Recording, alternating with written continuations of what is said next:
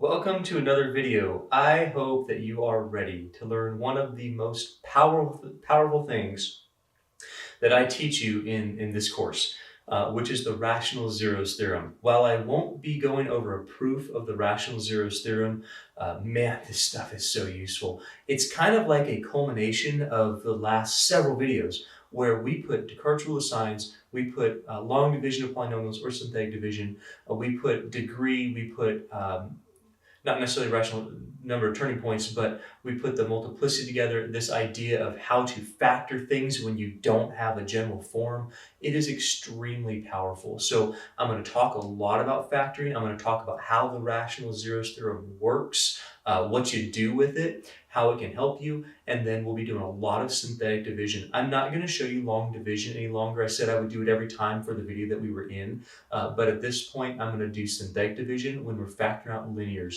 I will refresh your memory from time to time on long division of polynomials because we'll need it later, but I'll show you synthetic division time and time again because it's so much faster and you're going to really appreciate it as we're going through this.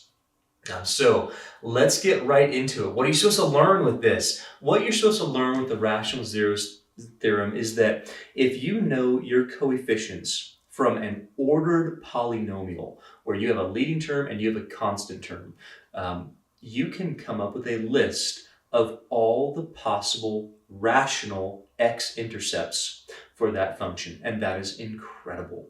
Now, there's a couple pros and just a few cons that you have to deal with. Number one, the pros. The pros are that this is going to give you factors without you knowing how to factor it. That's awesome, because factor means you can divide by it. And so we can start dividing our function by factors so that we can factor the function and therefore graph it, find x-intercepts, do a lot of the things with it. That's the major pro. The cons is that it can be quite tedious because you have a list of numbers. It can be like 30 numbers long and you don't know what your x-intercepts are, but they're on that list somewhere. And so there's a lot of guessing and checking. Of course, on this video, this is going to be a long video firstly, but on this video, I'm going to know what those zeros are. So it's going to seem like it's easier than it is because I'm not going to be checking 10 numbers before I get to one. And that could potentially be the case. The other drawback, the other con, is that this only gives you a list of possible rational zeros. This does not give you square roots, like radical zeros. It doesn't give that to you. So, or complex zeros. So if you have any complex zeros, this list is not going to contain it. If you have a zero like, hey, you cross out the square root of 5, this list is not going to contain it. So those are the drawbacks, but it's a great starting spot for us. It's very, very useful, very, very important. The other thing that I want to mention right before we get going is that, oh my goodness, remember your goals. Your goals here are to factor this polynomial. That's the goal. That's what we've been getting to. We started with factored polynomials. We said, oh, multiplicity this, multiplicity that. We know end behavior. We know how to graph it. That's great. But what if it's not factored? That was the main question. Do you remember? Like, that was the main question. Like, what if it's not factored? That's what we're answering. So if your main goal is to factor this polynomial, and I'm giving you a great technique for it. If that's your main goal, you should always try to factor this first. I get this question a lot, like, well, wait a minute, what if I don't have a constant? Ha, this technique doesn't work then. Well, you're right, because if you don't have a constant, then you end with x, and that means you automatically have a GCF, and you can factor out x. Therefore, you should always, always try to factor out x first, every single time. Or factor something first, or grouping, or some other factoring technique. That's your goal. Your goal here is to get a factored polynomial, completely factored so that you can find x-intercepts, so that you can graph it with multiplicity and behavior and things that I've talked about already. That's your goal. So if that's your goal, try to factor first. So here's the way the rational zeros theorem works. Firstly, we got an ordered polynomial. That's always an important thing. And then what we're going to do is we're going to find the factors of your constant term. Remember, you should have one. If you don't have one, then you can factor it, and your resultant polynomial that you get in parentheses, that will have one. And then you treat that as what you're dealing with. So this works after you factor something. Here's the corollary there. If you factor out like a linear factor, the rest of your polynomial can be redone with this. That's Pretty cool. So we're always going to try factoring first. We have an ordered polynomial. Find the factors of your constant. That's it. Find the factors of your leading coefficient. That's it. And make a list of possible fractions from that. Your constant factors over your leading coefficient factors. That's basically what this says in a nutshell. Here it is a little more specifically. If you have your polynomial in order, you have a constant, that constant term will be last. We typically call the factors of the constant term this letter P. Why? I don't know, it just sounded cool, I guess. So we write out that list of factors of our constants. And then we have a leading coefficient. You have to have one of those. And you're going to find the factors of that leading coefficient. Remember, a sub n just means the leading coefficient. A sub 0 is just your constant. Then we typically call that list of factors Q. And then we say, all right, we got this whole long list of numbers for P. We have hopefully less numbers for Q. And then we take every sort of permutation of P divided by Q. So 1 divided by 1, 1 divided by whatever it is. And we come up with this list of numbers. And this list of numbers of P over Q, both positive and negative, is a list of all the possible rational zeros. That's basically it. So let's go ahead and let's start. I'm going to go slowly through the first one. I'm going to remember why it's important to factor for the second one, and then I'll have two more examples, both of which are long. The last one I'm going to do two different ways so that you see there's sort of not multiple outcomes, but multiple looks for an outcome. Every polynomial is uniquely factorable over linears and irreducible quadratics. So there's no, hey, I got a different answer. It might look a little different, and I'll explain that when we get there. So let's take a look at it. F of x is 2x cubed plus 11x squared minus 7x minus 6, and you go, all right, the first thing I want to check is just a general overview of a couple things that I want you to know. Number one, is it in order? Answers, yeah, that's in order. Could you tell me what the degree is? You should be able to. You should say, yeah, the degree's 3. Okay, cool. Could you tell me the end behavior? Could you tell me, because the leading term is 2x to the third, that's an odd power function that's positive. It should look like that. Could you tell me your y-intercept? Y-intercept, if you plug in 0, would just be -6, your constant. So we should have those things in the back of our head. This is odd. Now, what's that mean? That means that you have to cross the x-axis at least one time. Have to cross it, not just bounce it. You have to cross it at least one time. That's interesting, because odds have to end like this or like that. You're going to have to cross it. The next thing we'd say is that because the degree is 3, I will have at most 3 x-intercepts. Not 2, I could have 2, but not 4, not 5.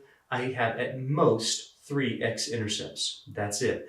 Now, I will have 3 solutions if I include complex numbers, but at most 3 x-intercepts. I don't have to have all 3, but at most 3. So I want to check those things.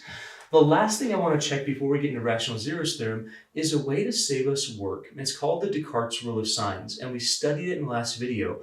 I do that every time because it can save us work. Is it imperative? I said that in the last video that it's not necessarily imperative to do, but if you want to save a lot of time, it's very helpful. So I start thinking about it the way it is, it's in order, the number of sign changes. So this is positive.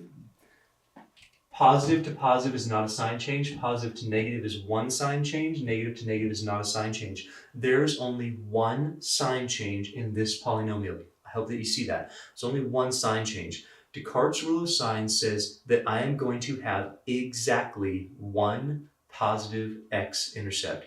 Had it been like 5 sign changes, I'd write, well, I could have 5 positive x-intercepts, or 3, I subtracted 2, or 1 positive x-intercept. That list was talked about in the last video. So I would have either 5 or 3 or 1, but that's the only options. Since I have only one sign change, I can't subtract 2 from that. That means that that's it. That's the only positive x-intercept that I'm going to get. And there's going to be one of them. So there's one positive x-intercept. 100% guarantee that's going to be there. Then I go through the process of evaluating for negative x. Again, this is just Descartes' rule of sign in motion. What that lets us do is just change the signs of your odd power terms. So negative 2x cubed, leave your evens alone. 11x squared plus 7x, leave your constants alone. So change your odds, leave your evens, change your odds, leave your constants. And then we do the same thing. How many sign changes? Negative to a positive is 1. Positive to a positive is not a change. Positive to a negative is 2. There are 2 sign changes here. What that means is that I will have either 2 or 0 negative x-intercepts.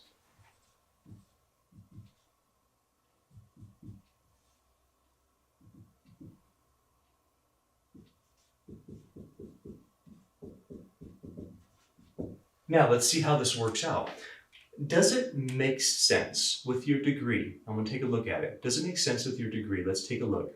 How many could I possibly have for positives? Oh, wait, I'm going to have 1. How many could I possibly have for negatives? Either 0 or 2. Both of those would work. 1 plus 2 is 3. That's the max. 1 plus 0 is 1. Hey, that's under our degree of 3. That actually makes sense. Now what we're going to do, we're going to come up with our list and we're going to start finding out what our potential x-intercepts are. So let's go ahead and do that. Here's the whole process. Do not do it from here. It doesn't really, you can, it's not going to make a difference, but do it from up here. I want to always be looking at our original function when we're doing most of this stuff. So our original function says our constant term, our a sub 0 is negative 6. Let's find all the factors for a sub 0. So basically for negative 6. Now, does it matter if you have negative 6 or positive 6? No, you're going to get the same list of numbers. Why? Well, because if I tell you 6, both 1 and negative 1 divide that. What else divides 6? Well, we know they come in pairs. So 1 times 6 gives us 6. Think of the next number. Is 2 a factor of 6? Yes. And because we can divide 6 by 2 and get 3, 3 is also a factor of 6. That's the only factors that we have for 6. Plus and minus 1, plus and minus 2, positive negative 3, positive negative 6. You go, well, I know the constant's negative 6. It doesn't matter. 1 still divides negative 6, and negative 1 also divides negative 6. So the signs aren't that important. That's why it doesn't really matter which one you use, but we always just want to make sure we're going back to the original. So 6 or negative 6 does not matter. You get the same list of numbers. Now, how about our leading coefficient? That would be 2. So this stands for your P, and this stands for your Q. That's what that is. If you're going out of a textbook, they oftentimes will call the factors of your constant P and the factors of your leading coefficient Q. And then you make your list of P's over Q's. Mind your P's and Q's. My dad used to always say that to me. I have no idea what that meant. I guess I do now. It makes sense. Get your P's in order, get your Q's in order.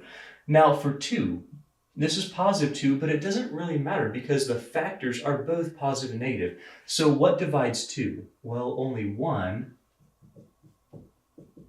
or 2. Those are all the factors of negative 6, all the factors of positive 2, P and Q. And now we make our list. So our P over Q, the list of all the possible rational zeros. Rational means integer or whole numbers, or, well, positive negative whole numbers, or fractions. That's what rationals mean. So they wouldn't include square roots. There are no square roots up there. It wouldn't include complex. There's no complex up there. It's just positive negative whole numbers or fractions. So let's go ahead and write it. Here's the way that we do this. We start taking a combination of every P divided by every Q. So 1 divided by 1, 2 divided by 1, 3 divided by 1, and 6 divided by 1. That will give us a list of the first 4 possible numbers. Now, you see positives and negatives divided by positives and negatives, and that can be a little confusing in our heads, like, wow, what do I put? Just remember that a positive divided by a positive is a positive, as is a negative divided by a negative. And a positive divided by a negative or a negative divided by a positive is negative. So you don't need like 4 different signs. Just understand that this divided by this is either going to be positive or negative 1.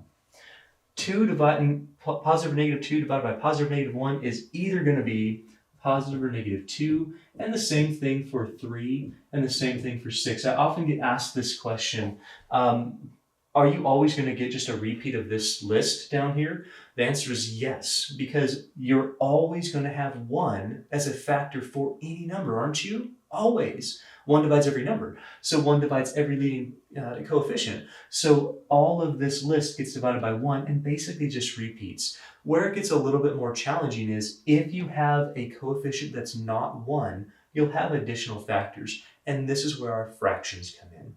So we're going to start taking, remember, it's P over Q.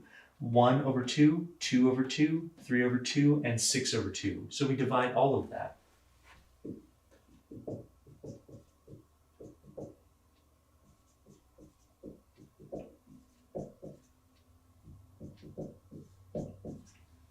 So we took 1 divided by 2, 2 divided by 2, 3 divided by 2, and 6 divided by 2. If you have a long list of factors, this can get really tedious. The way that I check my work is I look at how many factors I have. So here's 4, here's 2, 4 times 2 is 8. 1, 2, 3, 4, 5, 6, 7, 8. I haven't missed any. So I take every combination, every permutation of P divided by Q. And then we simplify them. And we're going to get a little bit more of a truncated list because you oftentimes have some that are repeated. For instance, 2 divided by 2 is 1. We already have 1. 6 divided by 2 is 3. You already have 3. So you don't need to repeat that. All we get is this positive or negative 1, 2, 3, 6, 1/2, and 3/2. What this is a list of 12 numbers. 1 and negative 1, 2 and negative 2, 3 and negative 3, 6 and negative 6, and so forth and so on, that contains all of the rational zeros if you have any. And that is the biggest issue that students kind of get confused on. They go, that's all my zeros? No, that's a list that contains your zeros. How many zeros could you possibly have in the real number system? 3. That's it. That's your degree. You can only have at most 3. At most 3.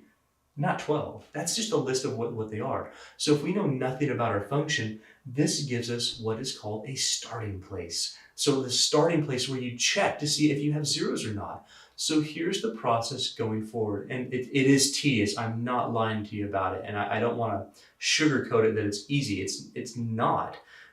Here's the process that I go through if I'm trying to find zeros. The first thing I do is I check my Descartes rule of signs. Why? Because my Descartes rule of signs might eliminate some positives or negatives. So I have 1 positive, I got to keep the positives. I have 2 or 0 negatives. Okay, I could have 2 negative x-intercepts. That means that I can't eliminate anything from this list right now. So then I go and I start checking values. I see which of these actually creates a 0 in my function. Remember, it's this one, it's not this one. Check this one.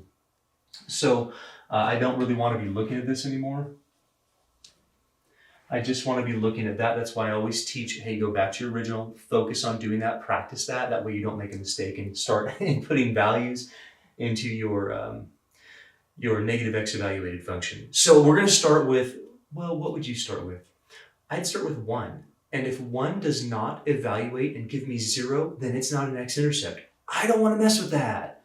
I'd check negative 1 after that. Then I'd check 2, then negative 2, then 3, then negative 3, and then 6, then negative 6. I won't check 4, it's not on my list, or 5, it's not on my list. Then I'd start going to my fractions because oftentimes, especially out of textbooks, it's usually 1 or negative 1. If it's not, it's typically a whole number, an integer, a whole number integer. And then you rarely get to fractions, hopefully. If you do, then you've spent a lot of time doing that, and it's kind of frustrating. So that's the way that we go through this. So I'm going to start by evaluating 1. Remember the whole principle of it's called the remainder theorem and the factor theorem. Basically, if you plug in a number and it gives you 0, it's an x-intercept and it creates a factor. That's the whole point. So we're going to start with the easiest numbers to plug in. Let's start with 1. So I'm going to evaluate f of 1. Is 1 always going to be on your list? Yes. Yes, it is. Because you always have a constant that's divisible by 1 and a coefficient that's divisible by 1. So 1 is always on your list. Unless it says you have no positive x-intercepts, and then negative 1 would be on your list. One of those is going to be on your list. So let's evaluate. If I plug in positive 1, Let's see, this would be 2. So 2 plus 11 is 13. 13 minus 7 minus 6 is 0. Oh, hey, we win. We win because it's convenient, because I gave you an easy problem. This is 0, and here's what this says. It says x equals 1 is an x-intercept. That's fantastic. Don't check the rest of them. Use this one, because 95% of the time, what happens is if you factor out x minus 1, if you do that, well, then what that does is creates another polynomial that's typically factorable. If not, you might have to do this one more time, but then what's left is almost certainly factorable. Like, oh, nearly all the examples that we work with, because otherwise this takes forever to do. There's just too much guessing and checking. So there's a lot I really want to say about this as we go through, and I'm not going to forget about it, but I'm going to sort of give you pieces of information as we go through that I really need you to glean. I need you to get that this list, not all of these are x-intercepts. We start with the easy ones to plug in, like positive 1, and we evaluate that and see if it equals 0. If this equals 0, that means that x equals 1 is an x-intercept. It is an x-intercept, for sure. Now, pause. Here's one of the things I need you to get. Now, really focus here. I need you to understand this. How many positive x-intercepts do we have in the entirety of this function? 1. Did we find a positive x-intercept? Yes. We found the only one that exists. So, what's the next numbers you would check after we do our long division? If it doesn't factor the rest of the time, after we do that, what would you check? Not positives. Not positives, because you're not going to have any more. That's where Descartes' rule of signs is very important. So you go, hey, I checked 1. It worked. Great. I only had 1 positive x-intercept. I just found it. The rest of the values I would check would be negatives. No more positives. I don't need to do that. I just found it. I hope that makes sense to you. I really hope that makes sense to you. So we have done, oh man, we have our list. We checked 1, it actually gave us 0. If we checked 1 and it hadn't given us 0, we don't ever check positive 1 again. We go into negative 1 and we see if that gives us 0, if that's an x-intercept, and then if that creates a factor. So we evaluated for 1, it gave us 0. X equals 1 is an x-intercept. Therefore, x minus 1 is a factor. Do you remember that? If x equals 1 is an x-intercept, x minus 1 equals 0, that gives us a factor.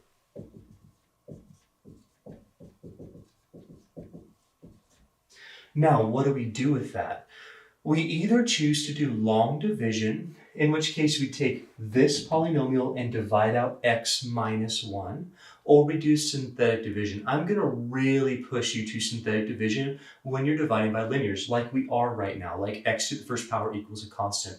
Do that. It's so much faster. So I'm going to go over here, and I'm going to write out my original polynomial.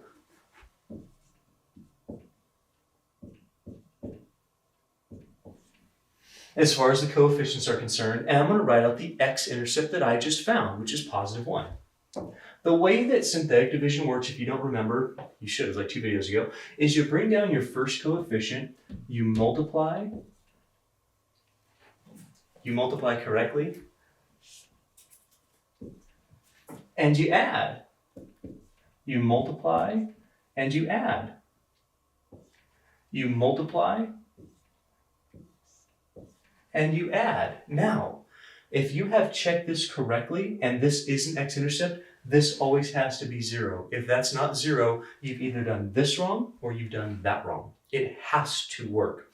So what this does for us is this says, okay, I've just divided by x to the first power basically, or at least a factor that contains x to the first power. I've lowered my degree by 1. So we already knew that x minus 1 is a factor for sure. This positive 1 would create a factor that's x minus 1.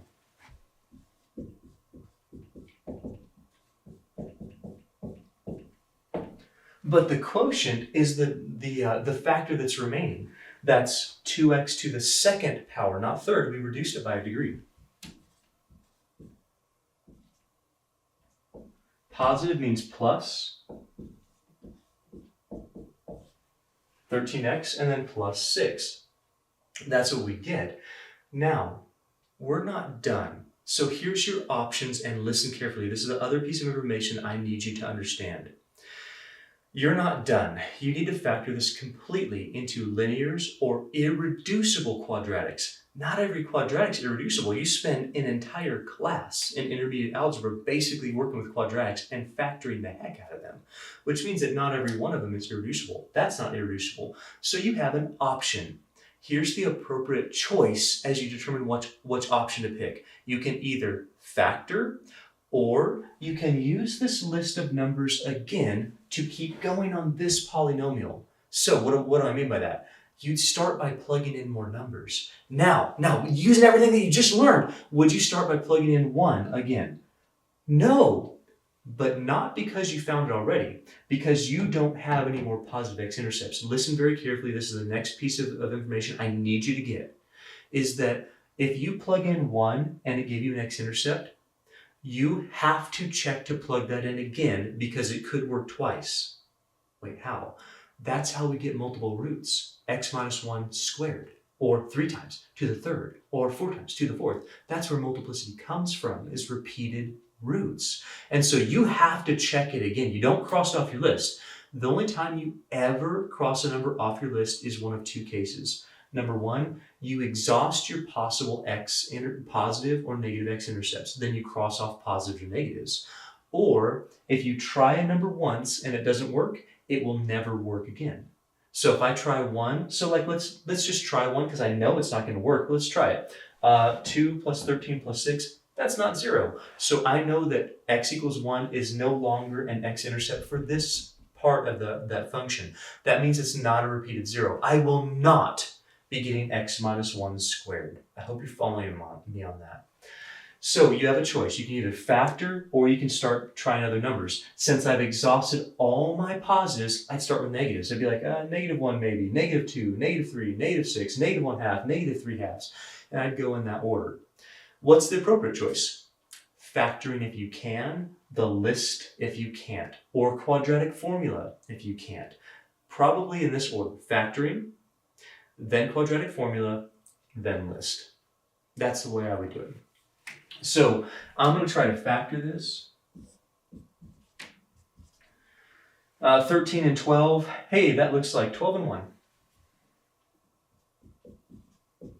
Because that adds to 13, that multiplies to 12. If I use my sort of quick factoring, I would divide both by a. That would give us 6/1 and 1/2. And that creates 2 additional factors for us. That's x minus 1. That's what we found already. But then we have 1x plus 6 and 2x's plus 1. That's completely factored. That's it. Now, if you're thinking, well, wait a minute, what about all this list of numbers? Does this list of numbers play into this somehow? Check this out. If I set this equal to 0 and I solve it, this is all of my x-intercepts. X would equal 1, multiplicity 1, that's a cross. X would equal -6, multiplicity 1, that's a cross. X would equal, let's see, if I subtract 1 and divide by 2, that's -1/2. That's x equals -1/2. That's multiplicity 1. That's a cross. Wait a second. Here's x equals 1. That's on my list. Here's x equals -6. That's on my list. Here's x equals -1/2. That's on my list. Here's 1 positive x-intercept right there. Here's 2 negative x-intercepts right there. What? Here's degree 3. 1, 2, 3. It all needs to work. You should get like math chills on that. That's freaking awesome. That really is cool. All this stuff should work together. So the long story made short before we go on to the next example here is put this in order, try to factor first. If it does, you're set. You're set. If it doesn't, it's going to be some work. Do Descartes' rule of science to see what you're working with. Have the degree in the back of your head. Then what you do, create your list of potential x-intercepts. Hopefully you can eliminate some, or at least think about what you're going to be doing if you find a positive or negative x-intercept, what that means. If I find a positive, in this case, I'm done with the rest of the positives. If I find a negative in this case, that means I have another one I'd have to find, because you can't just have one in this particular case. Then what you do is once you find one x-intercept, you stop. You don't check anymore. Once you find one x-intercept, you use that with synthetic division to factor it. After that, you kind of restart the idea. You write it down and you try to factor what's left. If you factor what's left, you're good to go. If this hadn't have worked, do you realize what we would have done? We would have had to check this because we would have been done with the 1. If you have to check more numbers, you don't check it here again. You check it just in this part. And you'd start and you go, okay, what would I check next? I wouldn't check positives unless you didn't use cultural science, and then you'd waste a lot of time. I wouldn't check positives. I'd check -1. You know what? It's not going to work. Then I check -2. You know what? It's not going to work. I check -3. It's not going to work. I check -6. That would be the first one that would work. So I'd have to check 1, 2, 3, 4 numbers before I actually found one that would divide the rest of this polynomial, and that can be kind of frustrating. Would I honestly do that? No, I wouldn't. What I would do is I'd factor this first. If it didn't factor, because it's a quadratic, I'd use quadratic formula. And then I would determine what my factors would be from that. Remember, this list does not give you radicals. Quadratic formula will. And so that would be a better way to go. So I hope that makes sense. I hope that I'm starting to put this in this sort of bubble that you understand, that is combining the ideas of Descartes and degree and factoring and rational zeros theorem and using this stuff. Because if you can do that together, this is so effective. Like really, really a lot quicker than not understanding that stuff. Hope it makes sense. We're going to go into the next example. Okay, now I gave you this example for only one reason, and it's to point out that, my goodness, you really should check factoring before you do any of this stuff. Please. Your main goal, remember your goal, your idea behind this is you want to factor stuff. Like you want to get this factorable so that we can do what we just did, which is solve it for our 3 x-intercepts. Multiplicity 1, which are all crossy, that's great. So we're trying to just factor stuff. Now, this is going to give us a lot of information about a piece of information that I haven't shown you more than twice before. So we have this in order. It looks good. All polynomials should be in order, especially polynomial functions. We should have in our head that this is an odd. Degree 3, odd, and it's positive, should look like this. It should cross the x-axis at least one time because it is odd. We could do Descartes rule of signs and say positive to positive, no sign change. Positive, negative, one sign change. Negative to negative, no sign change. This has exactly one positive x-intercept for sure. If we changed our odd powered terms, we'd have negative and positive. That'd be negative to positive 1. Positive to positive, no. Positive to negative, let's see. I lost track. I should write it down.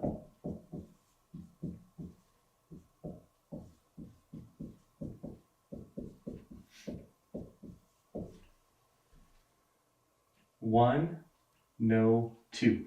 So it's kind of the same exact situation as here. We'd have 1 positive for sure, and either 0 or 2 negative x-intercepts. Let's go ahead and see if that plays out. Now, what I mentioned to you was that you should always try to factor things first. Here, you do have a constant, so you can't factor out just an x, but look at your coefficient. 3, 6, negative 15, negative 30, you can factor out 3.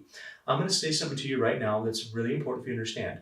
The list of numbers that you get is not dependent on whether you factor or not. And here's what I mean. If you get all the factors of 30 and start dividing by all the factors of 3, you're going to get the same list if you factor out the 3 first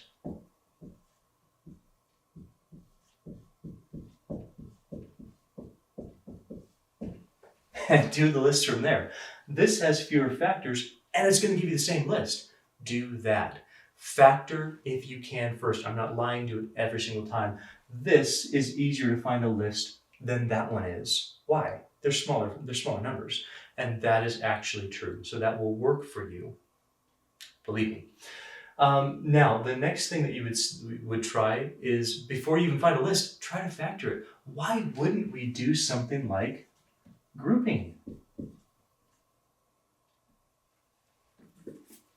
So if we factor out x squared from the first 2 terms, and we factor out -5 or -5 from the last two terms, and we do it correctly, we get x plus 2, and we get x squared minus 5. And we bring down our 3. This is a factored version of h of x. Now, is it completely factored? No. Now, be careful. This is the last thing I really need to talk to you about before we move on and really start getting into rational zeros theorem or some pretty hectic polynomials. This is not completely factored. Well, wait a minute, that's not a difference of squares. That's a quadratic. That's an irreducible quadratic because I can't factor it. No. It is a reducible quadratic because you can factor it. Had this been x plus 5, yeah, you'd be done. That's irreducible. That's not a difference of squares.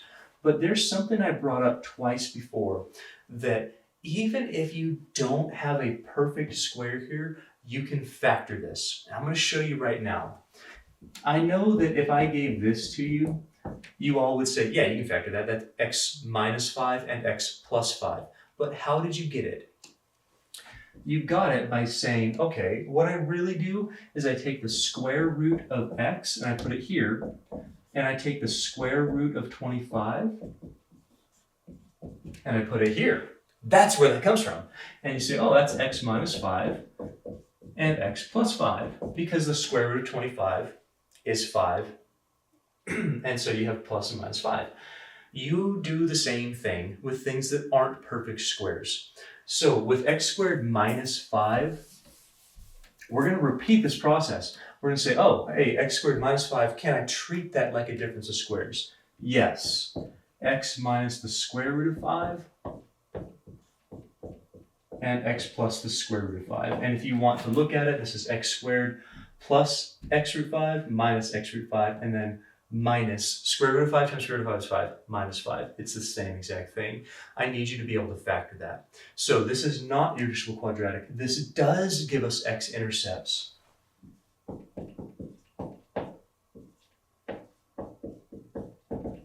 And this is completely factored. How do we know that? Well, they're all linear. That's a power 1, power 1, and power 1. You cannot factor linears any more than a GCF, which we already took care of. So you're done. So let's see if this bared out to Descartes' rule of signs, and then we'll find the list of numbers. We're going to do it anyway, just so you can see what I was talking about as far as these not being on it. So what are x-intercepts? Well, we'd have, by the zero product property, 3 little equations that would say x equals -2 and the square root of 5 and the negative square root of 5. Wait a second, that's 1 sign change, 1 positive, 2 sign, when we did the h of negative x, that was 2 sign changes, that was 2 or 0. Here's our 1 positive x-intercept, here's our 2 negative x-intercepts. Interesting. Now, what about the list? Had you done this by the list, that p over q, the p's would have been factors of 10, negative 10, but it doesn't really matter. So you'd get 1 and 10 and 2 and 5.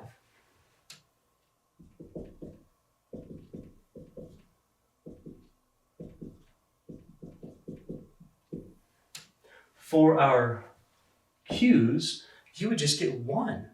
That's the only factor of 1. It's plus and minus 1. So basically 1 over 1, 2 over 1, 5 over 1, 10 over 1 gives you this list of numbers again.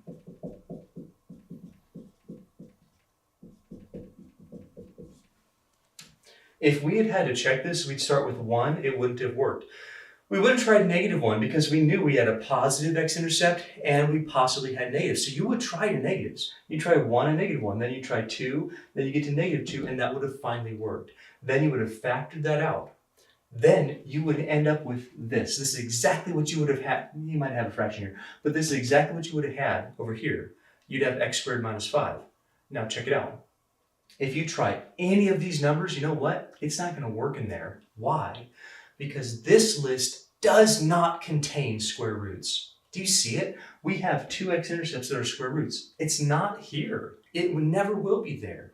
That's why it's so important for you to understand how to factor this or to use quadratic formula, because your quadratic formula will factor all of the quadratics that you get. So if it's reducible, quadratic formula. If it's not, quadratic formula will show you that. If it's kind of a nice little trick of difference of squares, great, use it. But do not count on this list to give you everything. It gives you a starting spot. It can give you 2 starting spots. If you have to use it twice, that's fine. But at some point when you get quadratics at the end, then you need something beyond that. And that would be factorization like this or quadratic formula. I hope that makes sense. I hope you see what I'm talking about. Put it in order, do your Descartes rule of signs, but certainly try to factor. It's going to save you a ton of time like it did right here.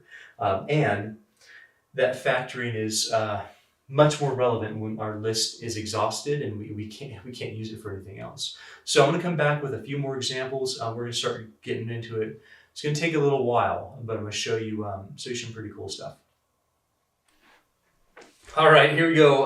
That's a long problem, and it's going to take us a while. There's something you probably know about me, that I do not like to shy away from the hard problems. Why?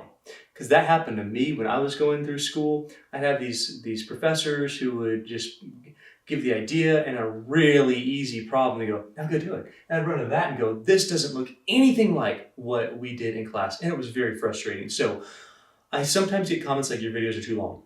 I understand that, but I'm also trying to get you to see the main things and not shy away from doing the hard stuff, so that you are able to, and you gain some confidence in it, so that you can, because you are able to do this stuff. It's not all that bad, but you do need to see it, right, in order to be able to learn from it. So here it is. This is the second longest example that we're probably going to do in this class, because it takes a long time to do. We're going to walk through everything, like Descartes rule of signs, how it works. With this example, why we would use it here. We're going to come up with our list of numbers, because I cannot factor that. Neither can you, because it's degree 5, and there's no general way to do it. We need to know an x-intercept in order to factor that. So we'll talk about that. We're going to go through and use synthetic division twice, and the final quotient that we get there is going to be factorable. So we're going to do everything that I would expect you to be able to do, like on a test or something. So let's take a look. G of x, the first thing we check is it in order? And it is. It looks really good. In your head, you'd say, that's a degree 5. That's a positive degree 5. That's an odd power function. The end behavior looks like this, and you are going to cross the x-axis, because all odds with at least a power function. Leading term of 5 is going to have, degree 5 is going to have that. So we think this is degree 5. Its odd looks like this. It's going to cross at least one time. Next thing we'd say is, that is degree 5. I can have at most 5 x-intercepts at most. I will have no more than that. Do I have to have all 5? No. Those things should run in your head every time you interact with one of these problems. The next thing we would try to do is we would try to factor it. So we'd say, hey, is there a GCF? Nope. Is there like an x or a number I can factor out? No. Can I use grouping? No, there's too many terms. There's 1, 2, 3, 4, 6 terms. I can only group 4 terms. Can I do quadratic formula or anything? No, it's not quadratic. So we're out of options. The only thing we can do at this point is find an x-intercept.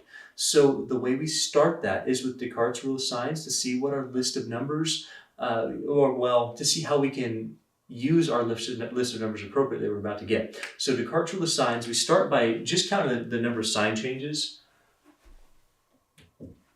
Let's see, 1, 2, 3, 4. There's 5 sign changes. What that means is there will be 5 or 3 or 1 positive x-intercepts. 5 or 3 or 1. Why pairs of 2? Or why subtract 2? Well, because complex solutions from irreducible quadratics always come in pairs, always. So if I have one complex, I have another. If I have an irreducible quadratic, that's a power 2. So we would have 5 x-intercepts, positive x-intercepts, if we have no negatives and no irreducible quadratic factors. We'd have all 5. But what if we have an irreducible quadratic? Well, then we'd have 3. And then what if we had another one? Then we'd have 1. That's it. So we know there's at least one positive. There could be 3, there could be 5 positive x-intercepts. Now we're going to evaluate this for negative x. Essentially what that does, just change the signs of your odd power terms. Don't change the evens, don't change the constants. So negative, don't change the evens. Minus 19x cubed, don't change the evens. Minus 60x, don't change the constants. Do the same thing. So, well, how many sign changes do we have? Nope, 0. 0 sign changes when you evaluate for negative x. That means there are 0 negative x-intercepts.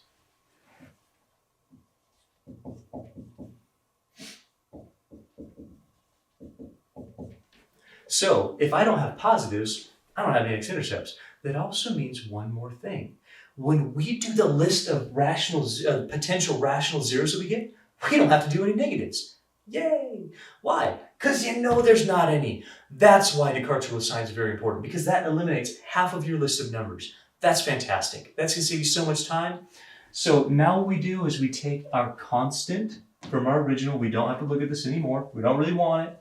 We're going to take our constant and our leading coefficient. That's 36. Don't even worry about the negative. It doesn't really matter as far as finding your factors. You're going to pick positive factors anyway, right? Because you don't have any negatives. So you're just going to pick positive factors of 36 and 1. So our P is 1 and 36, 2 and 18, 3 and 12, ran out of space,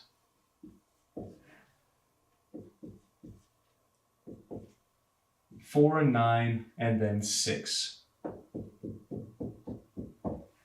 1 and 36, 2 and 18, 3 and 12.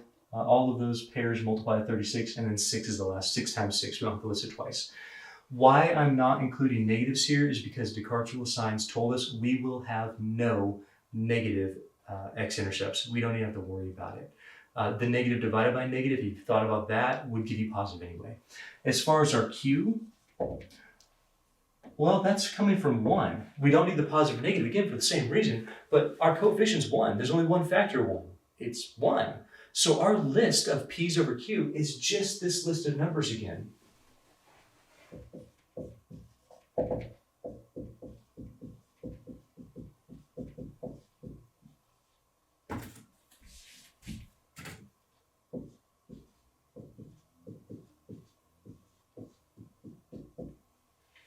It's just that list of numbers again.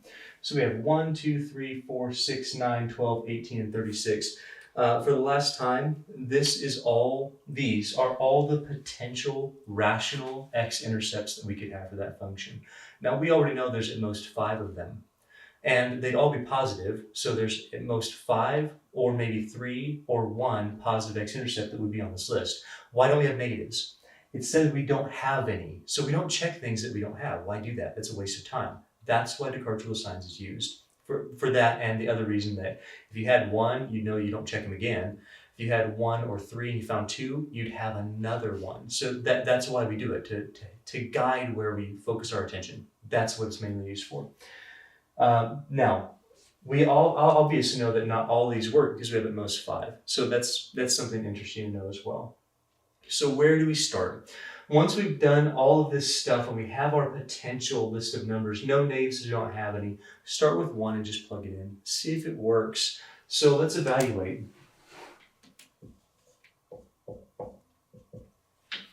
Let's evaluate g of 1.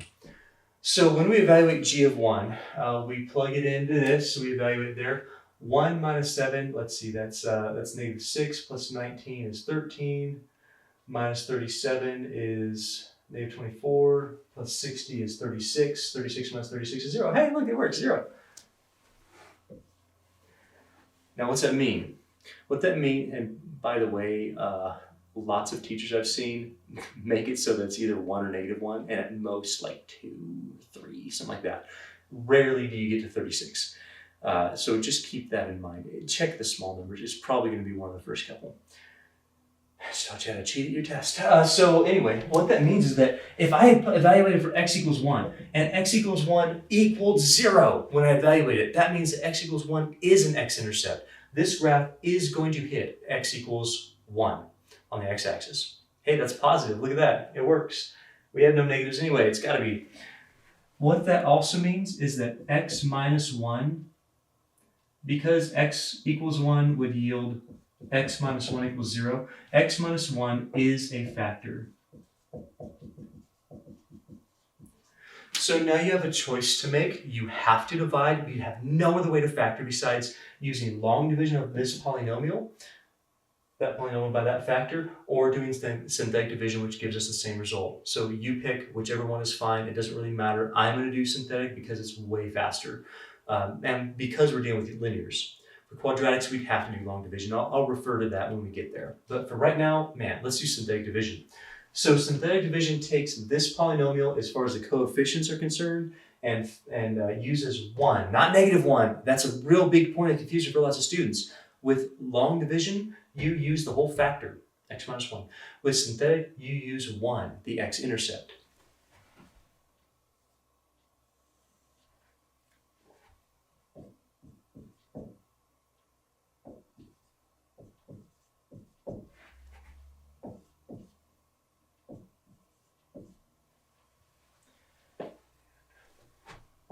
And 1. So we bring down the first coefficient, we multiply, and we add.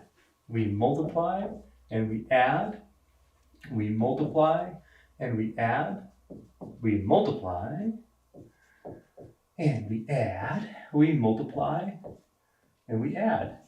And that last value is your remainder. You must end with a remainder of 0, or you have made a mistake somewhere. Either that's not an x-intercept, you messed up in your evaluation, or you did that wrong. Probably the evaluation, because sometimes it can get pretty tricky, especially when you're not just plugging in 1, but like -1/2. That can happen a lot. So what's that mean? What that means is that this right here represents the quotient upon division by this factor of that polynomial. In other words, it says that we already knew that we got one factor, x minus 1. By the way, I'm about to rewrite this polynomial as a semi-factor form. Do that every time. Please do that every time. I've seen a lot of teachers even say, well, now just find another number and do this again. Well, you start losing track of your factors that way. So every time we do a division, you're going to write the factors. So the factor is x minus 1. Some of you right now are like, no, I'm not. You can't make me. You're right. I can't make you. But it's a good idea. So x minus 1, not x plus 1. That's why we do it, to focus on the factor that we just factored out, because I've seen x plus 1 too many times with the other method. Then x to the 4th minus 6x to the 3rd plus 13x squared, and so forth. And the reason why I want you to do this part of it, because you know what's there, right? You know that, is so that you can evaluate the rest of your list. Now listen carefully, please. The same list that you used for this will work for this. Don't recreate your list. You don't have to. That's way too much work. You don't have to. This is the list for the polynomial. It's all of them. So don't redo it. In fact, if you look, you're going to get the same exact values. Don't redo it. Also, make sure you check the last number that worked. That came out bad, but here's what I mean by it. So if we checked 1 and it worked, you need to check it again over here. It very well might work. That would give you x minus 1 to the 2nd power, a repeated factor, a repeated 0. So you don't just, it's not one and done. You always check it until it doesn't work. Now, on the other hand, if you check 1 and it doesn't work, don't bother checking it here because it won't work ever. So once you exhaust a number, it never comes back into play. If you use a number and it gives you a 0, it might be another 0. It might be a repeated 0, so you have to check it. So once we factored once, we go, okay, can I factor this with another technique? Can I do grouping? No, I can't. Does it factor any other way? No, it doesn't. Refer back to your list and try the last number that worked. So try 1. All right, well, how about 1? 1 minus 6, that's -5, plus 13, that's 8, minus 24, that's no, that's not going to work. That doesn't give me 0. So I know that 1 is off the table. So I'm going to cross that off my list. 1 is no longer going to work for us. I tried 2. I've already done this. So 2 does not work for us, but you would try it. You say, okay, plug in 2. 2 to the 4th power is 16, minus 6 times 8, plus 13 times 4, minus 24 times 2, plus 36, and it's not going to give you 0. So you would say, hey, this, if I evaluate for 2, kind of G, it's not really G, but G-ish, is not going to give me 0. That's not going to work. So I'd say, all right, 2 doesn't work. Cross off my list. I try 3. G of 3, this isn't going to be 0, but if I plug in 3 here, this actually is. You might want to try it. Take your calculator out and evaluate this part of it for 3. It is going to give you 0. And since this, if I evaluate 3 is 0, 0 times 2, if you evaluate 3, is still going to be 0. So G of 3 does give you 0.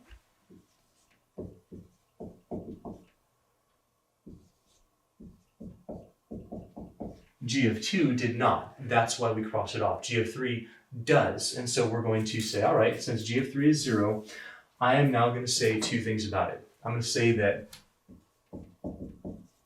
x equals 3 is another x-intercept, because when I evaluate it, it gave us 0. That's what x-intercepts do. And therefore, x minus 3 is another one of our factors. So I always do that every time. I say what the x-intercept is, I say what the factor is, because when I continue to factor this, I will have a factor of x minus 1, and then I'll also have a factor of x minus 3, not x plus 3, x minus 3. And then we do synthetic division again. So we take the quotient from our last synthetic division, and we use our x-intercept. That would be positive 3. Remember, all of our x-intercepts have to be positive. Oh wait, here's a good check for understanding. See if you understand this. Because I found, let's see, 1 positive x-intercept, and I just found another one, that's 2 positive x-intercepts, are there necessarily at least 1 more? And you should be nodding yes, because I know I have 1 or 3, not 2. So I found one of them, I found another one of them, there's got to be at least 1 more, maybe even 3 more. Could be. And then we do our synthetic division. So bring down your first coefficient, multiply and add, multiply and add, multiply and add, multiply and add, and you must get a 0. And here's what it says. Our g of x is now factored as we had an x minus 1 factor. We now have an x minus 3, not plus 3. And the resultant factor that we get, this quotient here, says, remember I reduced my power again. This is the other reason why we write this out every time, so you can keep track of your degree of that factor. Now we'd say this is 1x to the 3rd minus 3x squared plus 4x minus 12. So what now? What would you do now? Well, you'd do one of 2 things. You'd start over with your list. Now I'm going to go through that right now so you see what you would do. Would you have to check 1 here? No, because you tried it here and it didn't work. Would you check 2 again? No, because you tried it here and it didn't work. Would you try 3 again? Yes, you would. It's not going to work, but you would. It might work, actually. You'd try 3 again. And if it works, you'd factor out again. What would I do before that, though? I would try to factor the remaining polynomial. So I would try to factor this by grouping. If we factor out x squared,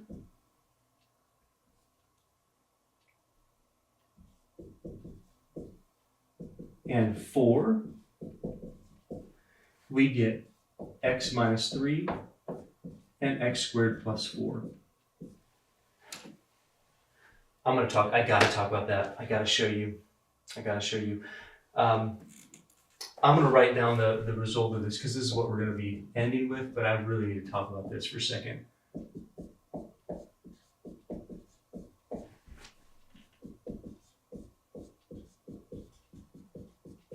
So if we factor that, we go, okay, we had 1 factor of x minus 1, 1 factor of x minus 3. Check this out. This is what I want to talk about. We factored another factor, we got x minus 3. Get the same factor twice. What do you do with that? Well, you should write it as x minus 3 squared. That's a repeated 0. Here's what this says. What this says is that if I tried 1 here, no, it wouldn't work. If I tried 2 here, no, it wouldn't work. If I evaluated for 3 here, yes, it would have worked. So let's see, 3 cubed is 27, minus 27 is 0.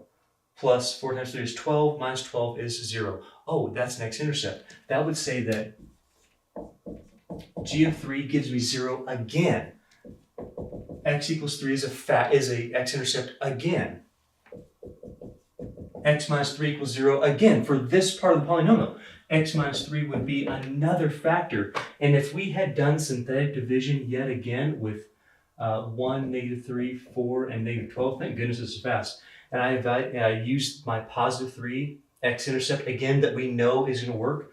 1, 3, 0, 0, 4, 12, 0. Bring it down, multiply, add, multiply, add, multiply, add, and you get x squared plus 0x plus 4. That's where that factor comes from. This is the reason that you don't just check once and you're done. We checked 1, it worked. We checked again, it didn't work, then we're done. Check 2, it didn't work, it's never going to work. Check 3, it worked, we used it. It worked again, we used it again. That's why we don't just check it once and say we're done with it, because it can possibly give us another factor. So what's that mean? What's that mean? Well, we look at it and go, that's linear, that's linear, that's linear. Can you factor x squared plus 4? X squared plus a number? No, that's an irreducible quadratic. Even quadratic formula here would show us that our discriminant is negative, saying you don't have any x-intercepts. This is going to be a complex solution. That power 2 is the reason why we have 3 and not 5 positive x-intercepts. That degree is 5. We could potentially have 5, but this screws it up. This power 2 takes away 2 and says, that's going to be complex. So I have 1, 2, 3. I really only have 2, but one of them's repeated. That's giving us a bounce. So the way we write this,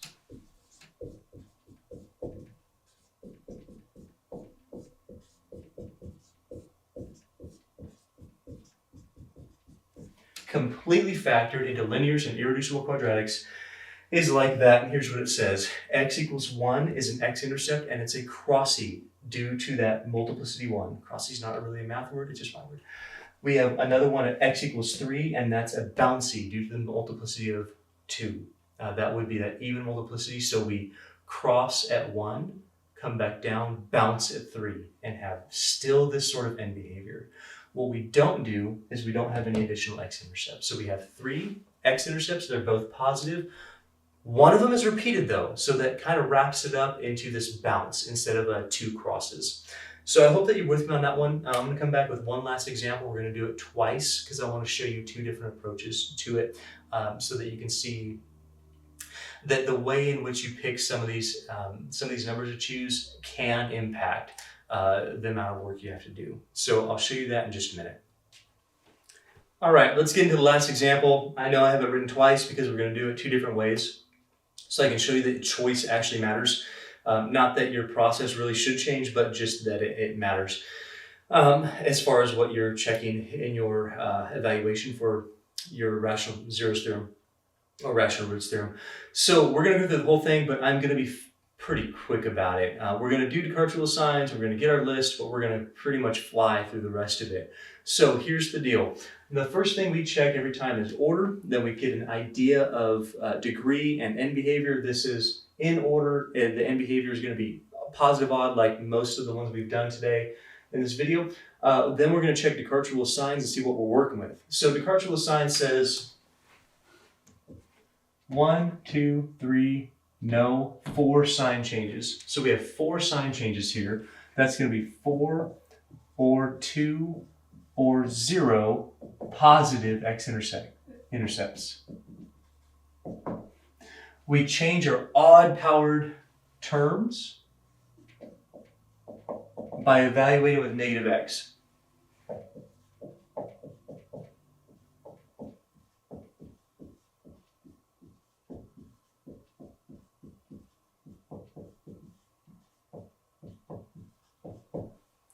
So change this one, leave this one, change this one, leave this one, change this one, leave that one.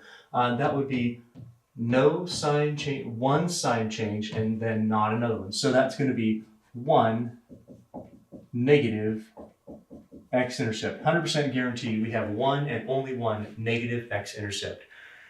We could have 0, or we could have 2, or we could have 4 positives. Now, does that make sense? Yeah, our degree is 5. We have at most 5 x-intercepts in total. We have at most 4 plus 1, that would be 5 total. Are we going to get all 5? No, we're not, because I designed the problem that way. But we could get 5, potentially. I think we get 3. So anyhow, we use that though to limit our work. So we know we're going to have a negative, we're going to have to check negatives. We know we might have positives, we're going to have to check positives on the list of P's over Q's that we're going to get right now. So the next thing we do, because we're in order, we look at our constant term and we start factoring it. So our list of factors for 25 .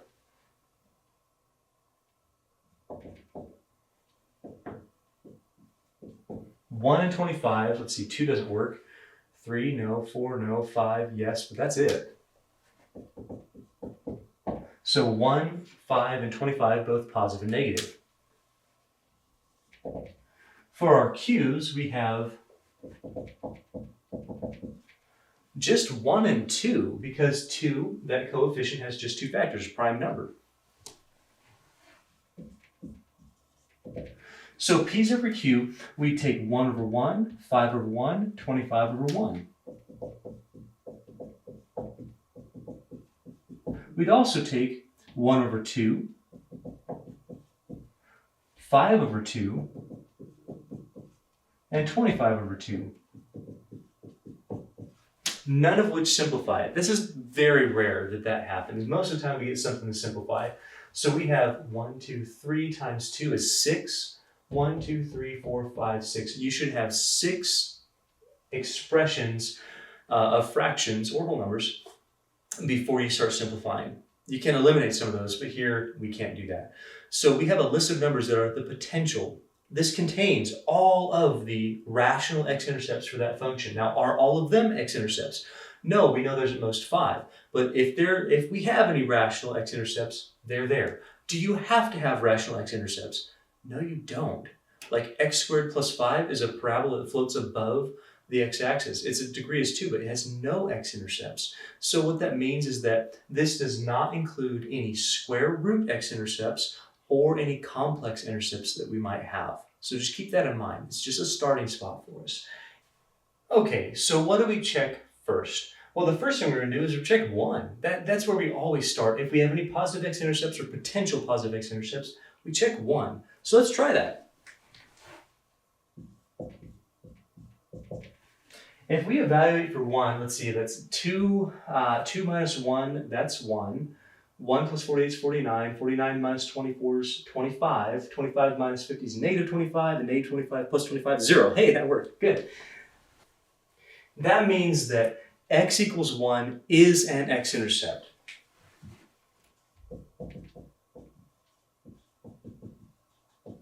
That also means that x minus 1 is a factor. So you kind of have a choice right now. You choose to either use x minus 1 and do long division of a polynomial, or you choose positive 1 and do synthetic division. We're going to choose that.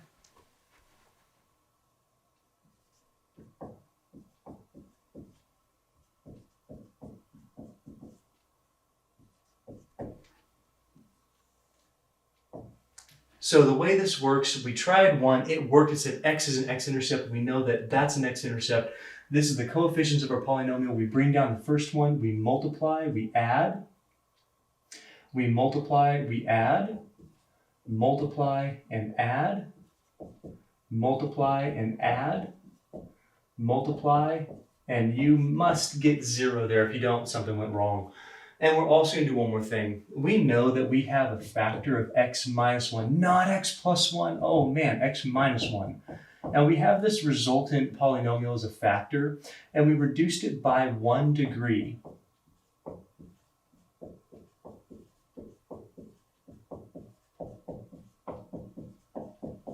So what's the next step? Well, the next step is you try to factor that. That's a degree 4. We're not going to be able to factor it, but we would try. So, well, there's no GCF, there's nothing I really do, there's no grouping, no general formula that I know, no quadratic formula. If that had been a power 2 and you didn't see the factorization, you just do quadratic, and you'd end with a radical 0 that would not be on that list. So what we do now is, hopefully you know, you start back with your list. Now, should we check 1 again? Yes, we should. We should try 1 again. So try 1. 2 plus 1, well, I can tell you right now that all of these numbers are way more than 25. So 2 plus 1 plus 49 plus 25 minus 25, that's not going to be 0. So 1 worked once, but it's not going to work again. We never try positive 1 again for this problem. Should we try negative 1? Yes, we should, because we potentially, or we definitely have at least one negative x-intercept. Now, I don't know if it's negative 1, but we would try it. So we evaluate for negative 1. And all we have to do is evaluate here. It's not going to be 0 here. It doesn't matter. Evaluate here. So with negative 1, that would be 2 minus 1, that's 1, plus 49 is 50, minus 25 is 25, minus 25 is 0. So x equals negative 1, that's great. That's another x-intercept. That means x plus 1 is another factor. Again, long division or synthetic division. And we're just using this part of our polynomial now.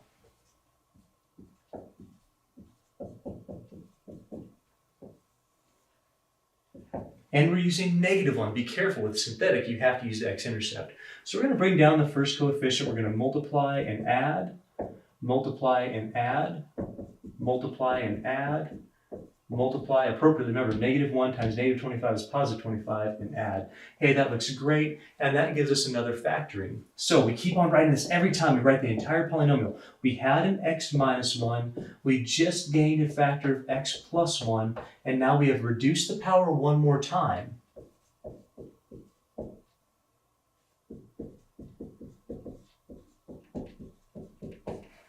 Now what should you do? Should you go back to your list? You can. If you don't see how to factor it, you can. You would not try 1, you would try negative 1 again. It's not going to work. Well, I don't think it's going to work. We should try it though. So 2, let's see, that would be negative 2 minus 1 is negative 3 minus 50. Remember, trying negative 1 again. That's negative 53. No, it's not going to work. There's no way that that's going to give us a 0, but you try it. So negative 1 wouldn't work. You'd try 5 next, and then if that didn't work, negative 5. Then you'd try 25, that didn't work, negative 25. Then you'd go to your fractions. The better idea is to see if you can factor that. So if we try to factor by grouping,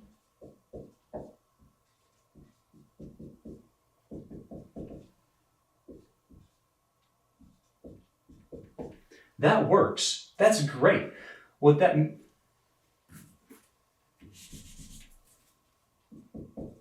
if you do it right. That's great. And I'm going to double check. So 2x to the third minus x squared. This would be 50x minus 25. If we continue to factor that, that's 2x minus 1 and then x squared plus 25.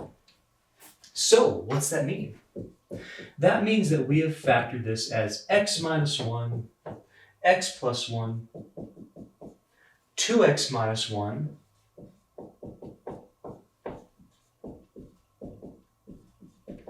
and x squared plus 25. Let's see if this matches with what we thought would happen.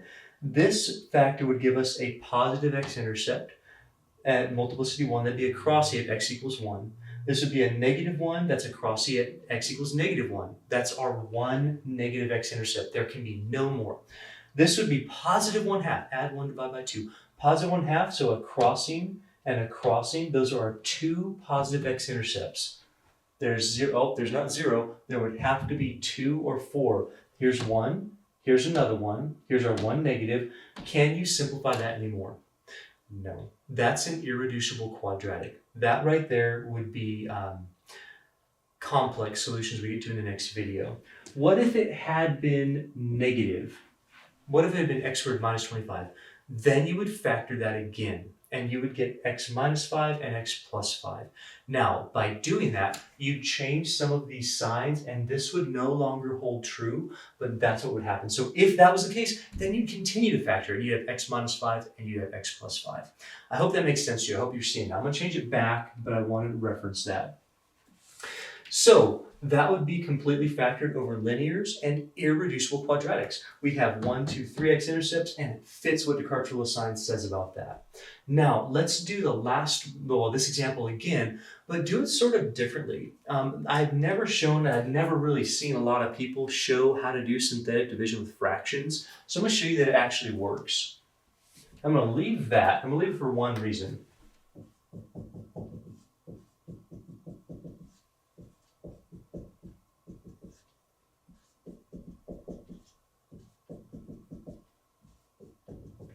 I'm going to leave it for that reason. You see, I know that that's an x-intercept, and I'm going to show you with synthetic division that you can divide that out and get the same thing, and in fact, it's a lot quicker. So I'm going to show you that, and I'm also going to show you that you might get a different look for your solution.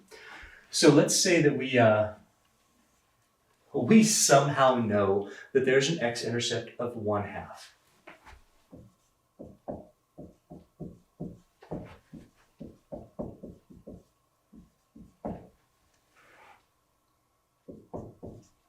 Can you do synthetic division with 1/2? The answer is yes. Now here's the deal. That factor you would have to solve for 1/2 to be able to do it. Remember, synthetic division does not work if your factor has a 2 in front of it. So what you'd have to do is say, hey, 2x minus 1 equals 0. Add your 1 divided by your 2, x is 1/2. That's what you would use there to factor this out. That's what you have to do. So here's how it works. We bring down our first coefficient, cool. We'd multiply. 2 times 1/2 is 1. Then you add, wait, -1 plus 1 is 0. That's okay. 1/2 times 0 is 0. Then you'd add, that's 48. 1/2 times 48 is 24. Then you add, -24 plus 24 is 0. That's okay. 1/2 times 0 is 0. You add, that's -50. 1/2 times -50 is -25. And sure enough, you get 0. Just be careful what your exponents are. You see, what this does is this says that this factor is x minus 1/2. Notice that. This factor is now x minus 1/2 would equal 0. Can you have two different ways to represent the same factor? Yes. 2x minus 1 and x minus 1/2 is identical. It doesn't matter. So this represents the factor as x minus whatever your x-intercept is, and this one doesn't. Who cares? Who cares? It does not matter. What does matter is we get our exponents right. So this would be 2x to the 4th, we reduce by 1. 0x cubed, don't write it. 48x squared, cool, minus 50. Now I'm going to show you what the difference would be between these results. Here it is. If you continue to factor, the first thing you do is you would try to factor that. What factors? Oh, wait a minute. 2, 2, and 2 go into all three of those terms. Factor the 2 out. And where we put it is all the way in the front. So you'd have a 2.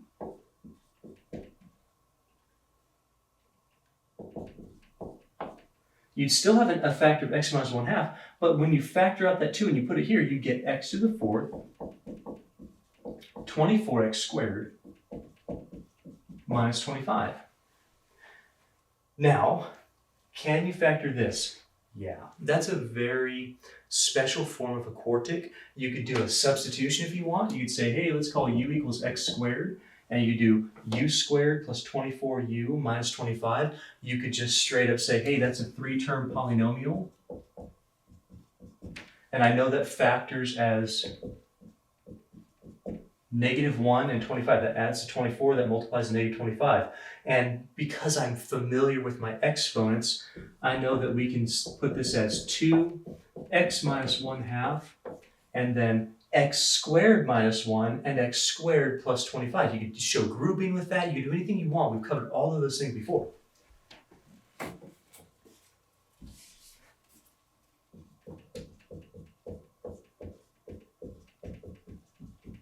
And you can see it works. X to the 4th, 25x squared minus 1 is 24x squared minus 25. That doesn't factor. That's an irreducible quadratic. This one does factor. That's a difference of squares.